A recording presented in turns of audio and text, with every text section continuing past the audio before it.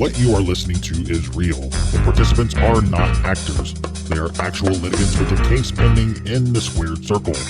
Both parties have agreed to dismiss their cases and have their disputes settled here in our forum, the Turnbuckle Debate.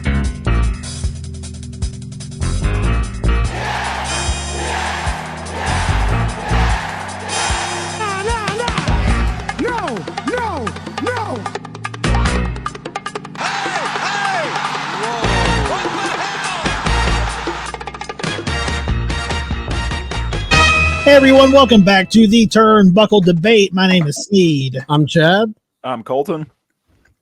And our guest joining us today from Backstage Brawl, we have Randy Lewis. How's it going, man? Yeah, it's a pleasure to have you, man. It's been good. It's been good. I've been feeling really good. So just great, getting ready to get started. Yeah, man.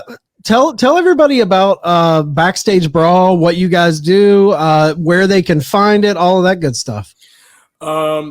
Backstage Brawl basically is a multitude of guys who like fantasy booking and just shooting the breeze about wrestling. That's just who we are.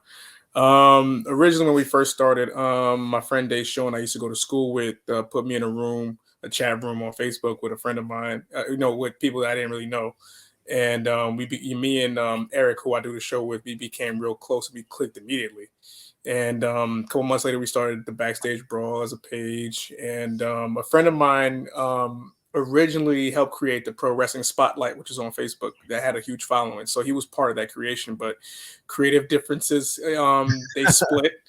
And he started his own thing, the Sports Hit List, where we're taking our podcast live to beginning March 4th.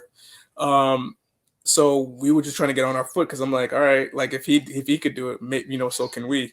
And we were getting some traction early. Aaron Rift gave us some good advice along the way when we started our page. We had our own website, did articles, even had our own network, quote unquote. Yeah. We had to take that down quickly, but but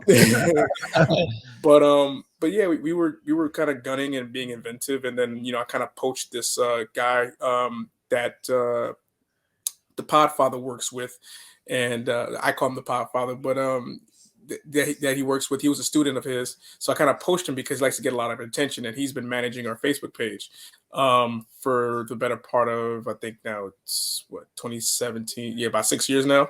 That's awesome. Okay. So he's been managing our page. We got over 111,000 likes on Facebook in terms of people that are trafficking our page. We've been around for this year. Will make it 10 for us. When we started as a podcast, we started primarily during the pandemic because none of us are doing anything. At the time, I was a teacher, and I couldn't be with my students, and I didn't really have any work. So, I saw how Ernie Johnson from TNT was doing his Steam Room podcast just through Zoom, and I'm like, wait a minute, if he could do it through Zoom, like me and my friend E can finally get this off the ground. And we started doing YouTube shows, raw cuts, and a lot of it was, part of it was also for me to help my brother who's in journalism kind of just, continue that passion that he has, and just through wrestling as an outlet. And through that, we began more creative, and we found our niche in terms of fantasy booking, because that's what we do. And we always put things in different scenarios. We ask different questions, like this week, for instance. This week, I kicked off this week by saying, "Hear me out: Jey Uso versus his brother at WrestleMania," and that got a lot of traction in terms of different ideas, because for me, at least from what I see, everything circles back to Jey Uso. I know we'll get to that later. Yeah, we're getting to that.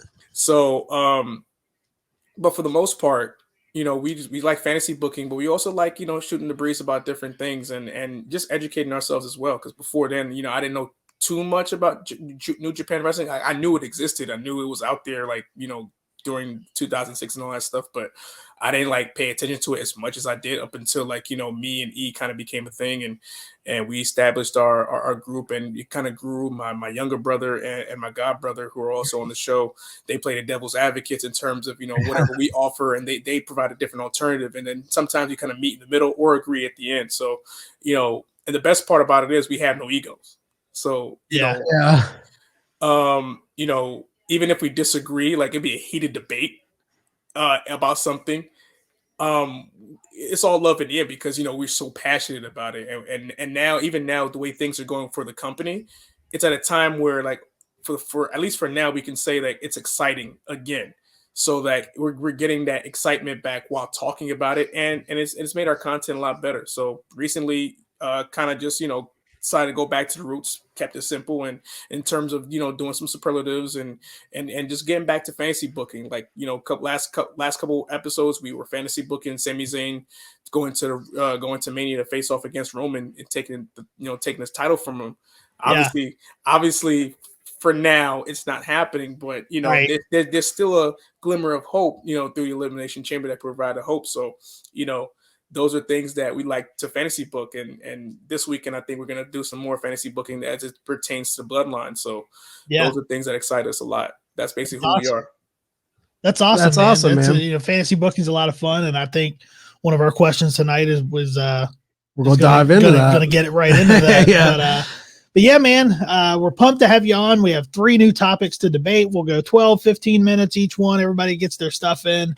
But if you guys are ready, man, we'll get into the first topic. You guys want to do it? Yeah. Let's go. I'm game. Right, let's go. First topic of the evening. Does Jade Cargill have the best it factor in professional wrestling? Yes.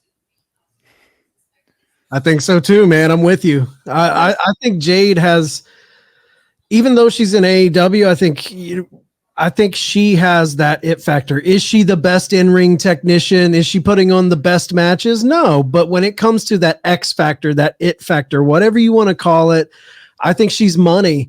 There's just something about her. I mean, she's someone that instantly when I see her on the AEW roster, I'm like, man, if the WWE machine ever gets a hold of this girl, she is going to be the biggest star on the planet.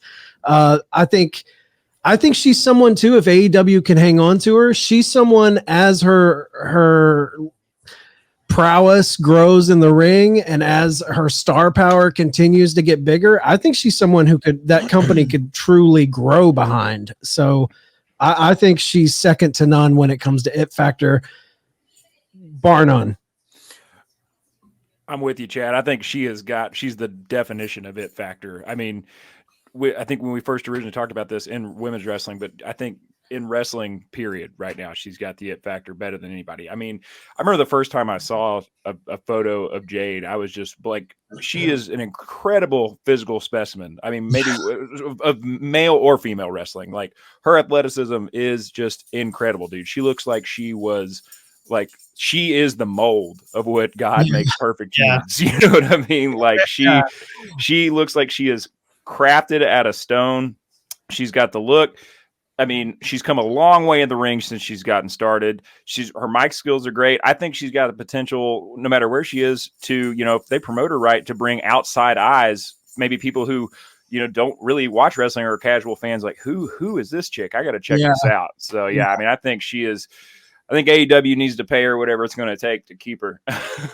For sure. That part. Listen, I humbly believe the fact that she had an it factor. I believe sometime last year I said the fact that AEW has their hands on their biggest mainstream star if they know how to manage her right. And I believe, like, now, since she's been working with Bryan Danielson, in terms of training backstage, she's cleaned up a lot of stuff. And I think earlier on, most of it in terms of her in-ring stuff was just her not I won't say believing in herself, but she's not confident enough to basically just go in the ring and just basically dominate. She is a naturally gifted athlete. And she's God was showing off when he said, all right, all right, I'm going to make this person, and her name is going to be Jade, and she's going to be fine forever. So, like, just dip her in chocolate, and out comes all that. So, but in the same token, she has gotten immensely better in the ring. She always had the it factor in terms of her background and where she comes from. But to add that into professional wrestling and being the athlete that she is, it was only a matter of time that caught up to her in-ring work. Now, is she where she needs to be to carry on like a 30-minute match possibly? No. But she's still big enough for you to cross over talent and get notoriety in terms of many demographics that's going to check in on her. And we know that many of the IWC are male fans, and they love to see them a beautiful woman. Yeah, not just a beautiful woman that knows how to whoop some ass. Jade Cargill is definitely the it factor. She's probably one of the only rare ones in that company that have that it factor for when it comes from a star or crossover appeal. She has it because right now, tomorrow, WB Discovery can offer a contract tomorrow for whatever character, or Marvel would say, "All right, I want you as Storm in the new reboot." Oh yeah, Marvel. Damn yeah. She's easily going to cross over because just look at her. People are going to flock to her because not just of her beauty, but because of her personality and what she brings to the ring. AEW is very, very fortunate to have her, and I'm pretty sure Tony Khan will do everything in his power to not only keep her, but enhance that. And dude, honestly, the eye test, as far as just the eye test, I think the only other person that has that eye test, like this person looks like a star, is Roman Reigns. I mean, all the ladies love Roman Reigns, like he looks like Jason Momoa. He looks like a movie star. He looks like that type of guy. I think those are the only two for me that have that true like eye test it factor. What do you think, Steve? It's nice of you to acknowledge him. But no, I do. I think she does have that it factor. She has the best it factor, and Chad and Randy, both of you said something that will make my point that I was going to make easier. You both said that she isn't where she needs to be in the ring. She's not the best in the ring. Right. It proves to me that she has that it factor, that she's not where she needs to be in the ring, yet she's taken that TBS championship and made it one of the most must-see titles that they have. Yeah, and it's more important than the women's world title almost. Exactly. And I get it, man. Like they've really booked her. I think they've booked her actually rather smart, because this is classic WCW Goldberg booking, where they're hiding her shortcomings in these short squash matches. They're having her stack an undefeated streak because they know she has that it factor. Exactly, because she has the it factor, and eventually, when they feel like it's time, they're going to pull the trigger. Whoever she puts over that breaks that streak, that's a huge story. You've beat Jade. To quote someone great who does AEW coverage, All Elite with Keeks off the Public Enemies podcast. She does a great review in terms of what AEW does every single week. So she has an agenda feeling that Chris Statlander was going to be the one to take off the title from her. Obviously, before she tore her ACL this past year, she was going to be in line to do that and break Jade's record, because that was someone that I was at least at that level that could have they were pushing it to do so. So they were pushing it, but because of the injury, they had to push that back. But it's also helped Jade as well. It's a blessing in disguise, unfortunately for Jade, because it gave her enough time to develop in the ring and basically hone in certain skills, and especially her personality in the ring and everything that's coming together. This is a great opportunity for her to kind of show everything up together. So by the time that they flesh it out and give her Statlander when she gets back, when they finally pull it off, you're going to be yearning to see what's next for Jade, because now without the TBS title, when they finally take it off of her, they're going to want to see what's next of her because of, her ability and her star power. So she's that. She has it in bunches, to say the least. Yeah, I think there's even a possibility we see her go for that title and vacate the TBS. I wouldn't be shocked if she goes after whoever has the women's world title while still holding the TBS. While still holding it. Like, at this point, why have her lose that TBS, push it into the world title picture, make that next step, and then have a tournament? Tony loves tournaments. Throw another tournament together. Jade 2 belts, man. Let's go. Yeah. I can even see her having to just drop, say, I don't need this anymore. Oh yeah. I don't need this title. Yeah. And going back to her in-ring ability, I think we all agree that she's improved. And I think with training with Bryan Danielson, she's going to continue to improve. But with that it factor, she doesn't really have to, man. I mean, Stone Cold Steve Austin, one of the greatest of all time, not the best in-ring, not the most talented in-ring worker ever, but he had it after the injury. Part of that was the injury. He had to work a certain style. Most definitely. But also, I mean, look at, not that he's, not my favorite wrestler by any means, but Hulk Hogan. Brother's got the leg drop and that's and the Hulk up. That's pretty much it. But he's one of the biggest stars of all time because he had it and of course the machine of the Federation behind him. So the Ultimate Warrior had the shoulder block. Exactly. And the sprint to the ring. Yeah, some of the biggest stars weren't bell-to-bell 5-star match guys. I mean, like Stone Cold, you could argue, and I love Stone Cold. I love his early 90s WCW run when he was killing it in matches, like just being a beast. But you could even argue Stone Cold became even bigger when he wasn't wrestling, when he had that injury and he was just driving Zambonis down to the ring. It was that it factor. We just wanted to see him. We didn't have to see him bell to bell. Like he was that popular. Yeah.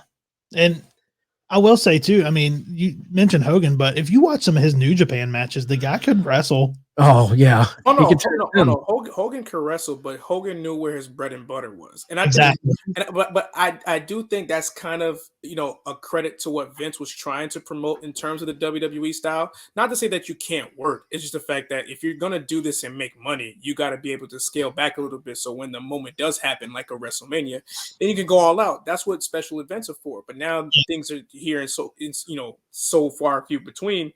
You have to save something left to be desired. So I think that's kind of why, Hogan kind of worked the kind of way he did, and even Cena to an extent, or even Rock to an extent, or even Austin. But the injury kind of hampered a lot in terms of what he could do in the ring.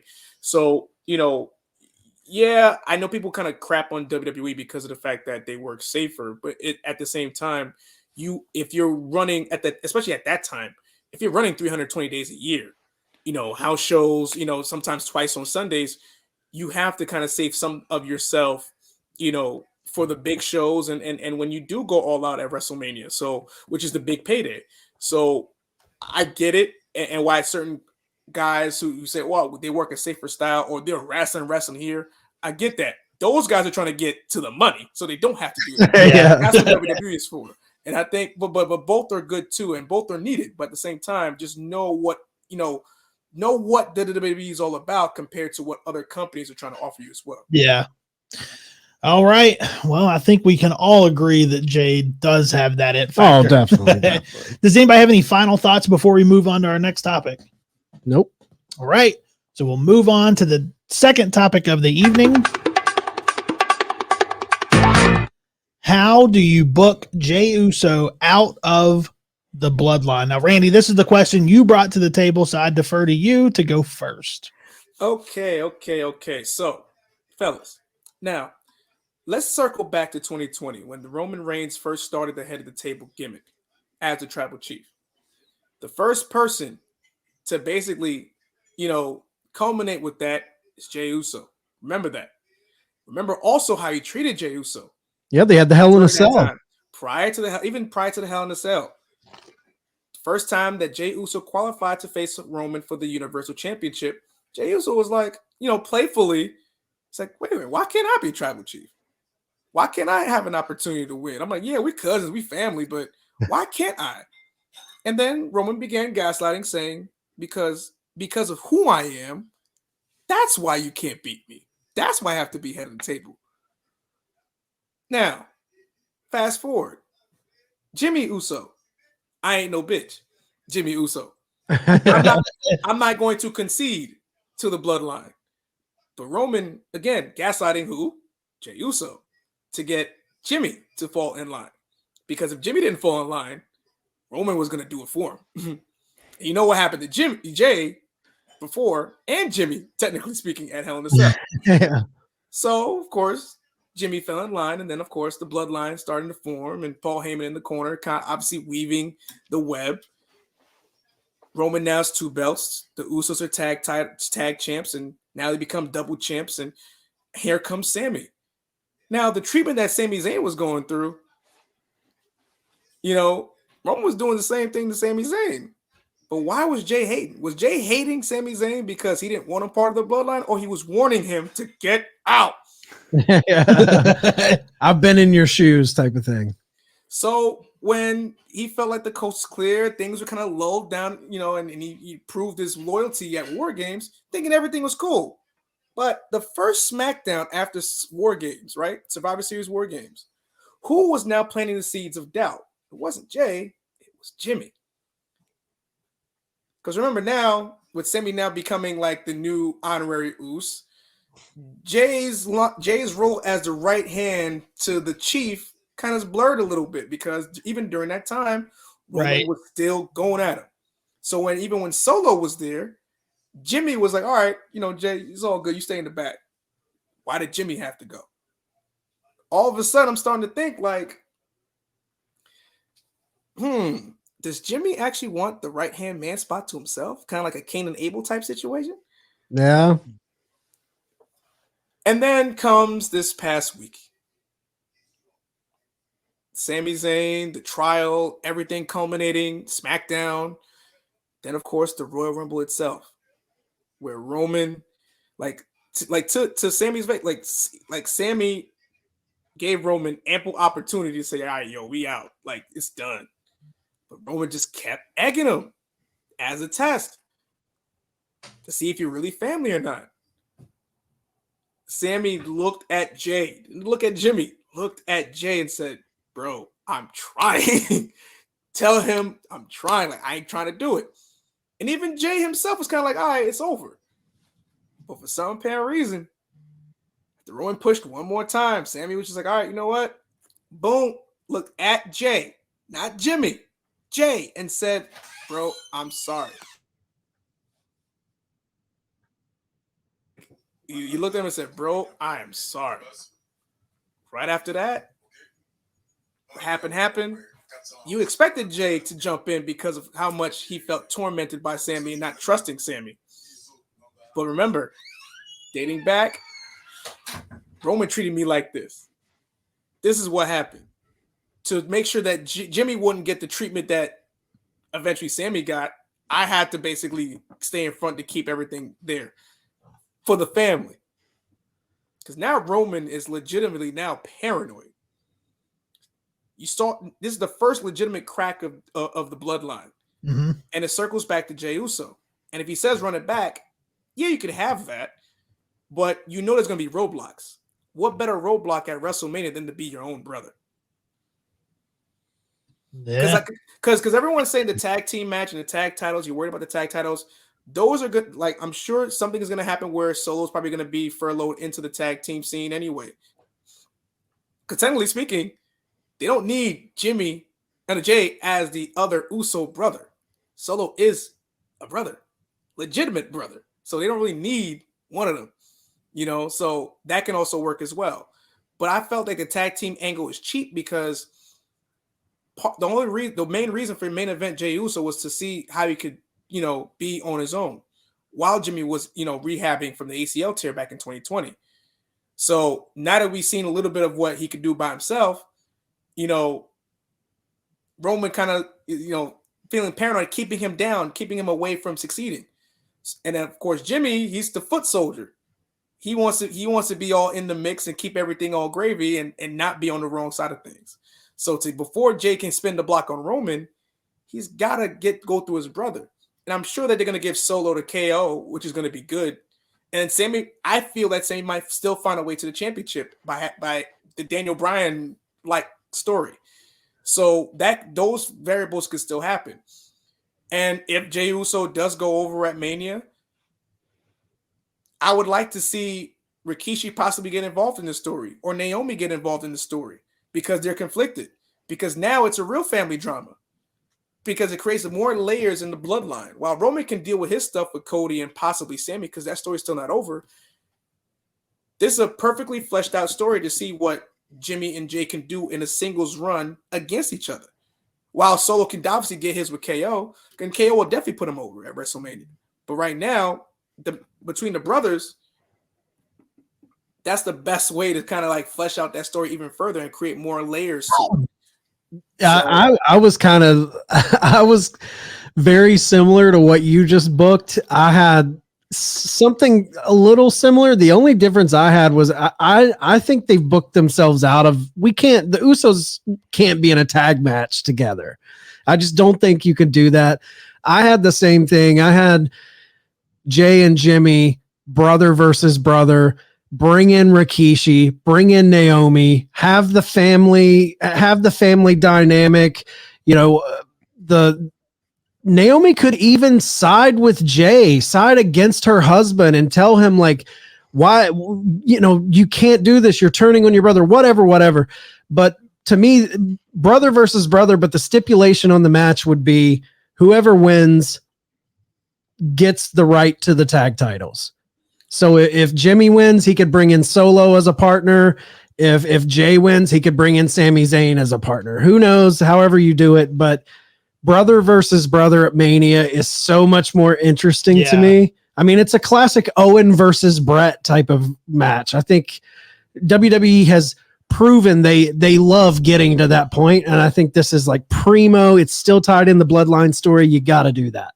And the best part about it is I have Jimmy going over, but the reason why I have him going over, because like you have a nice caveat saying, all right, in the feud, obviously selling the story, Naomi can side with Jey along with Rikishi, but at WrestleMania, for Rikishi to keep his spot within the family and the bloodline in terms of that hierarchy, and like the mafioso type situation, he's got to turn on his own son to say like, yo, man, I love you, but I gotta stay in the family, man. This is the family business right here.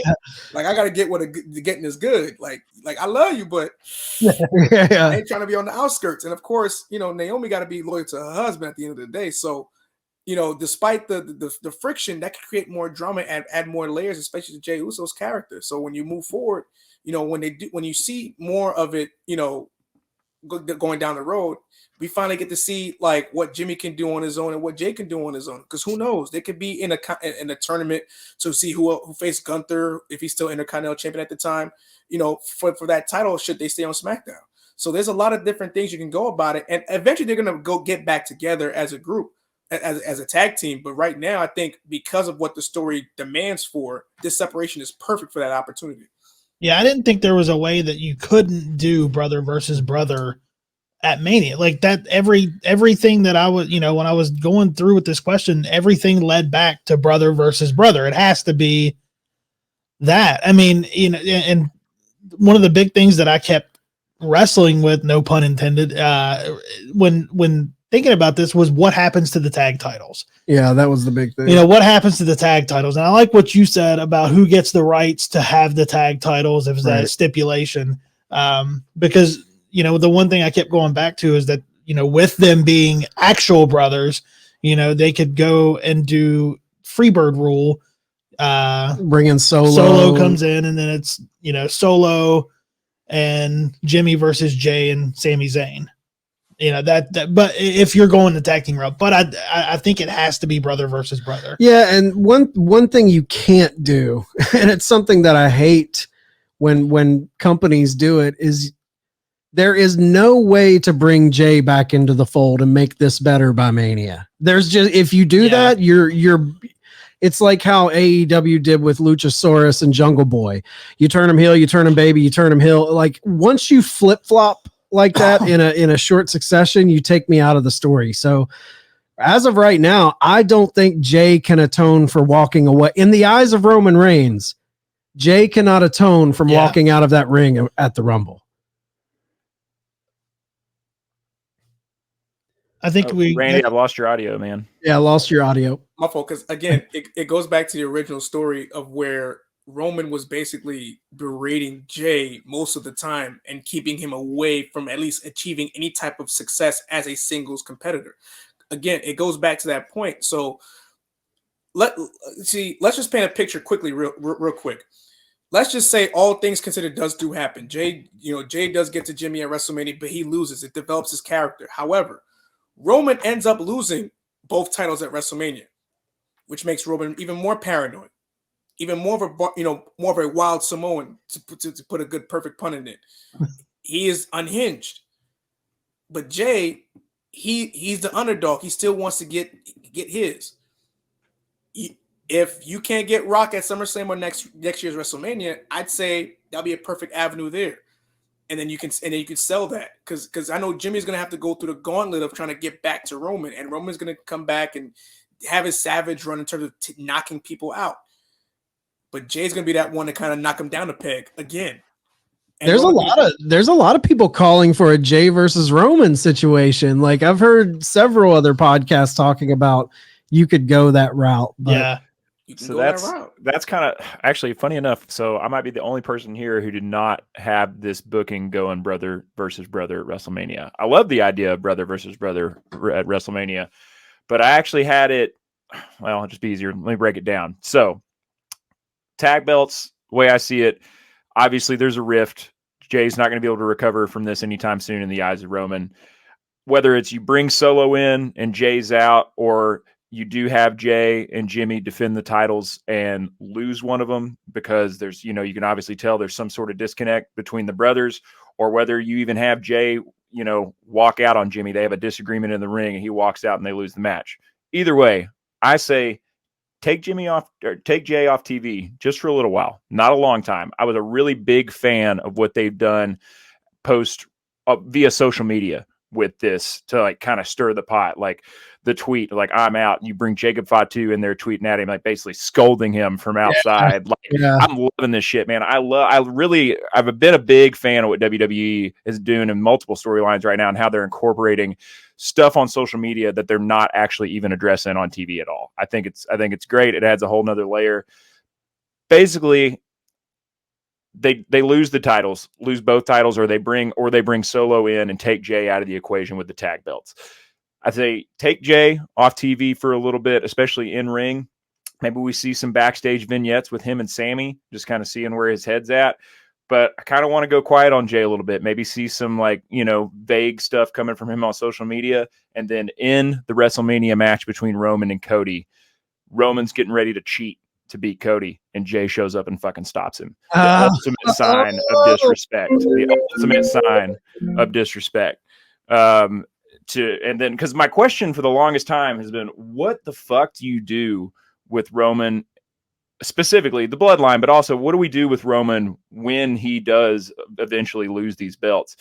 And having Jey come in and stop him and be the ultimate sign of betrayal, almost causing a power struggle for head of the table, or maybe not even him trying to take head of the table, but causing a divide and having two sides of it, splitting the bloodline, and then having, all right, who's on Jay's side, who's on Roman's side, kind of like a red and black NWO versus white and black NWO, if you will. You just gave me an idea. See, this is why the backstage brawl, we like fantasy booking. So you just gave me an idea. So let's go with that idea real quick. Would you like an idea? Because since there's not a pay-per-view anymore, how about I wouldn't say end that story. How would you like to continue to entice that chapter by running it back to where that match started? Legit, in terms of the heart of the bloodline started. You have Jey and Roman duke it out inside the Hell in a Cell. Oh, bring it full circle. You have to bring it full circle because you know why? Roman's already unhinged enough to the fact that he's not a champion.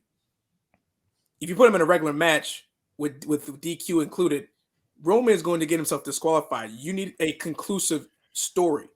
If you want to flesh out the barbaric nature of Roman Reigns without a championship and unhinged, and a Jey Uso who's still equally unhinged, you have two family members. It's legit a blood feud, literally. Yeah. So the best way to kind of vet that out is to see like how intense it could get, and the only place for it to happen is back in a Hell in a Cell and see what those guys do to each other. And family is going to be the family will be split down the middle, like you said, NWO, black and white, NWO red, Wolfpack type stuff. So it's going to create the kind of drama that you need to sell the match. And considering how those two were in those previous two, you're going to get that. And of course, Roman talking shit in the middle of the match. What more can you not like? So sign me up for that. Like that stuff, like for that alternative in that universe, hell, I would book that myself as well. Yeah, I loved running it back. I loved what you said, Colton, about him stopping Roman from cheating. Now, I still think Cody should win clean. I don't want Jey to cause. I want Cody to win that title clean. But the beautiful thing about the way you booked it was if Jey stops him, that immediately sets up like Roman's next storyline. Yeah.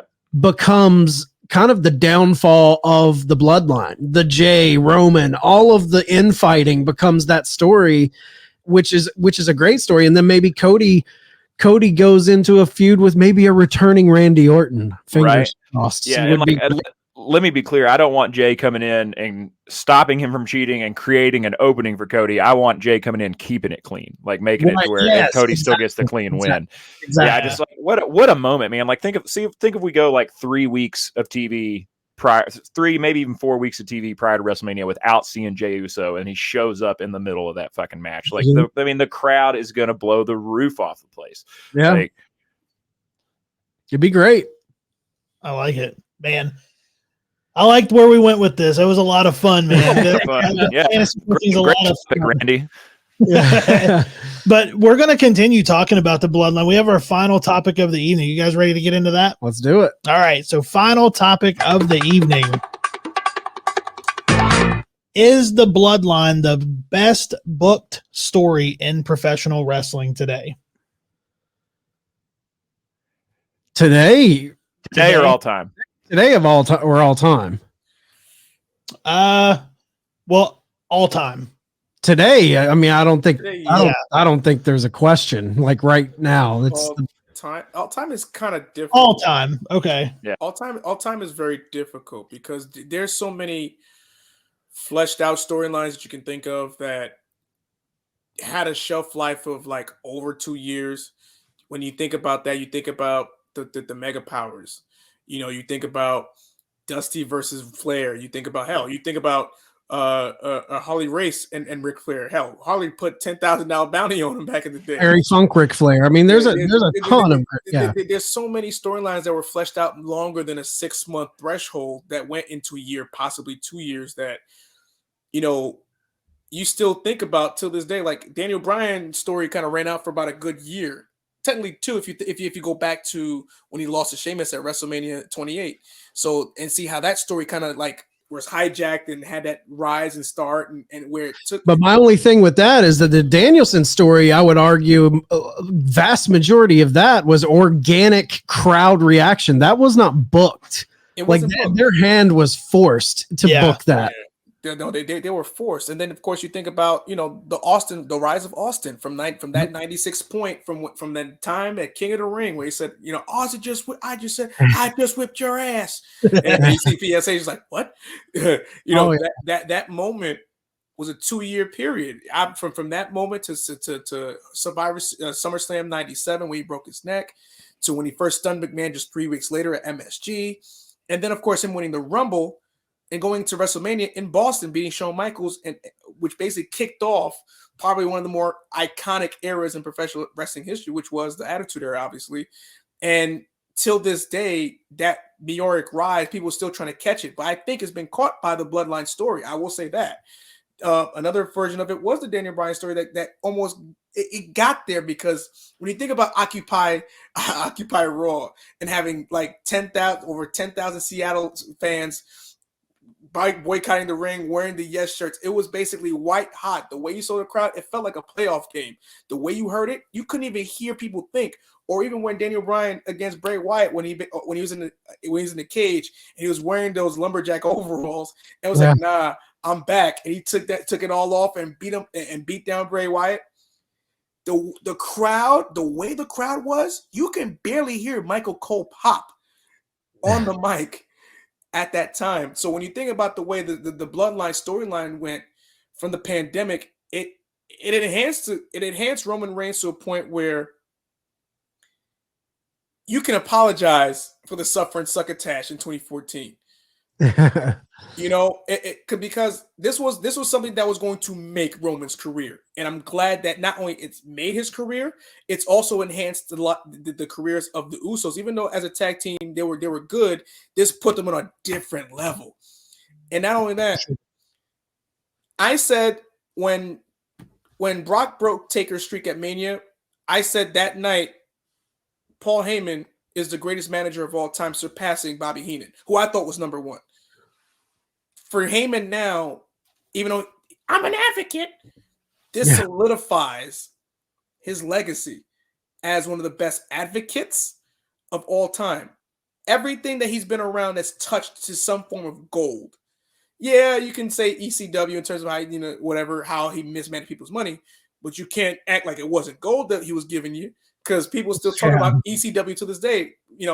CZW still trying to live off that effect of ECW to this day. So that tells enough about the man's greatness. But him creatively, him with the book as a booker and a creative mind, what he's been able to add to the Samoan dynasty has been over almost 8 years in the making. If you go back to the night after WrestleMania in Philly, when Roman won the first time in Philly, Paul Heyman put the seeds in then, and no one caught it. That night, when he said, I worked with Afa, I worked with Sika, I've worked with the head shrinkers. They raised me in the business. So I'm thinking to myself, is Heyman trying to like screw Brock at WrestleMania 31? Then I'm thinking, no.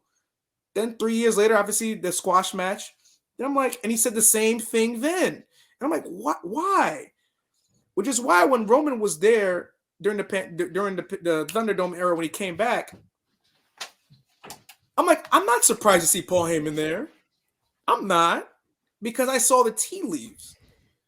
The Bloodline story has been told, if you really think about it, since when Roman won the Royal Rumble in 2015. It's been told for 8 years. And little by little, Paul Heyman's been part of every chapter, especially the main chapters of the Bloodline.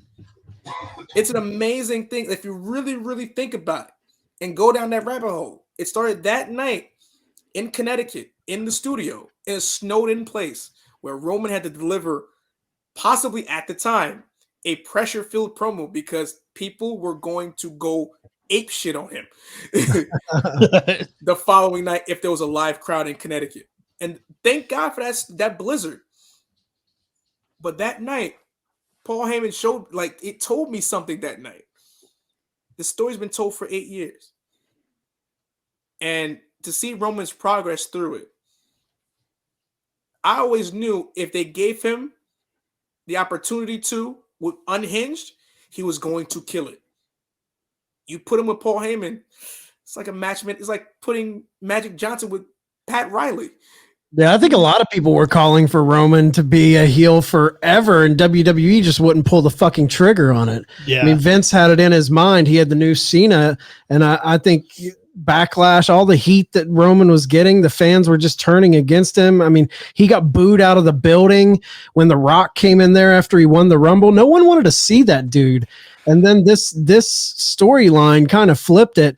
I think, like, is it the best story going today? Absolutely. I think the difference, when I looked at this, I didn't look at it as like, when we talk about, when I think of Austin, there, you can take it back to the speech with Michael P.S. Hayes at King of the Ring, the Austin 316 speech. I don't look at that all the way up, that being one fluid story. To me, if I think of Austin, his big monumental booked story is Austin versus McMahon. But so that's what I'm not looking so much as like a career arc of a wrestler as much as a very specific booked story within wrestling. The thing that makes the Bloodline story special and high on my list is the fact that there's so many moving parts of it. It's not just Roman. It's not just Heyman. It's all of these pieces. It's all of the guys bringing it, and not just from an in-ring story. It's the way they hit their marks. It's the production of it. It's the way they shoot it. And these guys know where to be, where to stand, what camera to look at. It's expertly told from a production standpoint. They're not missing shit. Every solid moment is captured by the production team. That's what makes this really, really special, is the art of the storytelling. But for me, all time, I think the only story that compares to this for me, as far as a lot of moving pieces, and a lot of people hate on this because it ended badly, but I gotta say the first 16, 18 months of the NWO. Oh, yeah. Because in the beginning you had a massive, people don't realize, if you were watching at the time, the Hogan heel turn was next level, never been done, never been thought of type of shit. It's kind of tapered out. Like, people don't understand how monumental that turn was. So when that turn, you had the outsiders coming in, which was a holy shit moment. What are they doing here? This is pre-internet. This is like, is this real? Then you turn the biggest babyface of all time into a bad guy. Then you bring in the element of who's joining the New World Order. Then you bring in the element of the former face of the company turning into this crow-like figure that sits in the rafters and attacks by dropping. There were so many moving pieces in that first year, especially. I thought that was very well done. But I mean, Bloodline's up there, man. I pause to say it's the greatest of all time, but it's got to be up in there somewhere. Yeah, for me, like NWO came in second on my list of greatest of all time. First for me, which for all the reasons that you I mean, you have the Hogan turn might be the biggest moment in professional wrestling history for me. I mean, I think that's the biggest moment. The number one for me was the Austin McMahon storyline, just because of the impact that had on the industry or in WWF's history, WWE's yeah. If history. it wasn't for that feud, they were losing the war. And that's the reason that because of their longevity as a company, but WWF's history wouldn't have been what it was if it wasn't for. They may not be here. Yeah, WCW may have beaten them if it wasn't for McMahon. People, DX wasn't beating the ratings of New World Order. The whole thing, Austin 316 and McMahon was what turned the tide. Everyone tuned. My parents were watching that shit, and they do not watch pro wrestling. Yeah. Everyone loved Austin. Even people that never watched pro wrestling loved Stone Cold. I'm gonna be a real heel here, guys. Do it. Is not in the top for me, not in any way, shape, or form. As much as I've enjoyed it, I've loved everything we've said about it tonight. But for me, it's not top because it centers around Roman Reigns. I fucking hate Roman Reigns. The only reason I enjoy him as a heel is because he was forced down my throat as a babyface, and I could not stand it. That's the only reason he works as a heel for me, is because I already hated him because of that. I refuse to believe it's a Vince grand scheme. I think the Superman punch is the worst fucking finisher in the world. It makes the mandible claw look like the stunner. Like I just can't stand it. So I'm very. That's definitely what I would have said 6 months ago. But going everything that we said tonight, and especially too the segment, the trial segment of Sammy's incorporation. I think it's too early for me to say whether I think it is going to be in the top 5 or 10 greatest book. I think for WWE, sure, greatest pro wrestling storylines of all time. I can't put it up there just yet. I think Roman works as a heel, but I still hate him. I'm with you.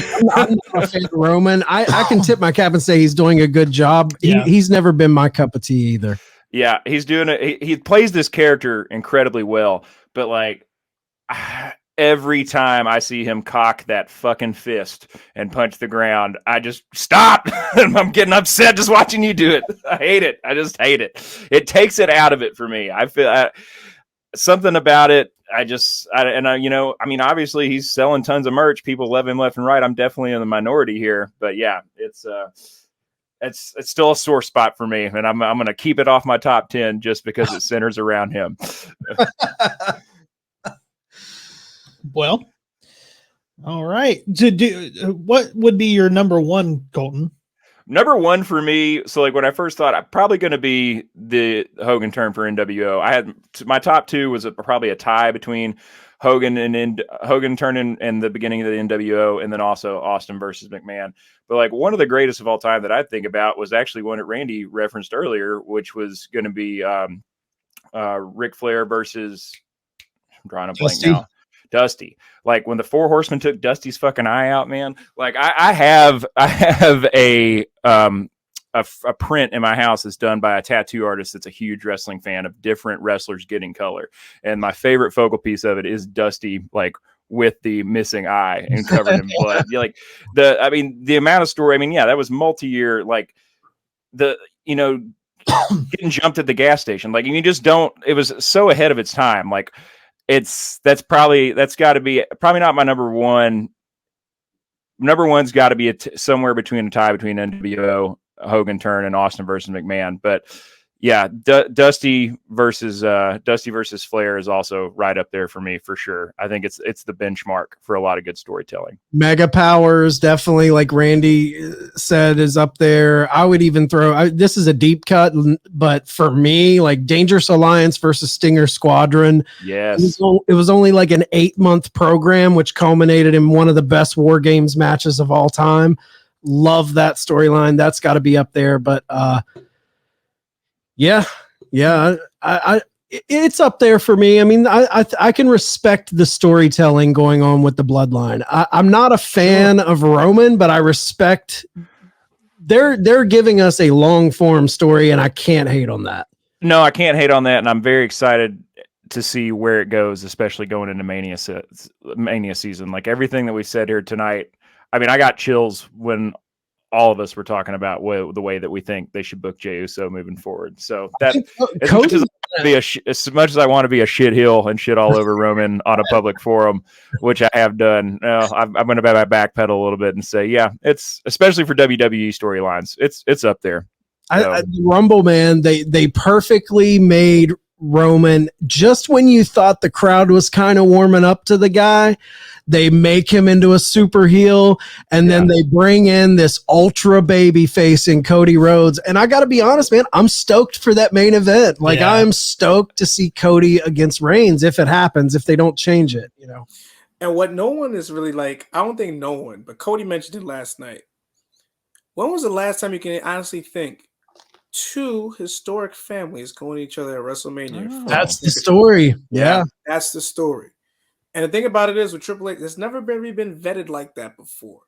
Okay, we've had, guys of, first generation or whatever, but never, ever have we have descendants of two legendary families. Especially in this big of a match where it's the centerpiece of your Mania. I mean, we've had like feuding families like the Von Erichs and, like we've had some feuding families here and there, but we've never had like two powerhouse families, the Rhodes and the Samoan clan going at it.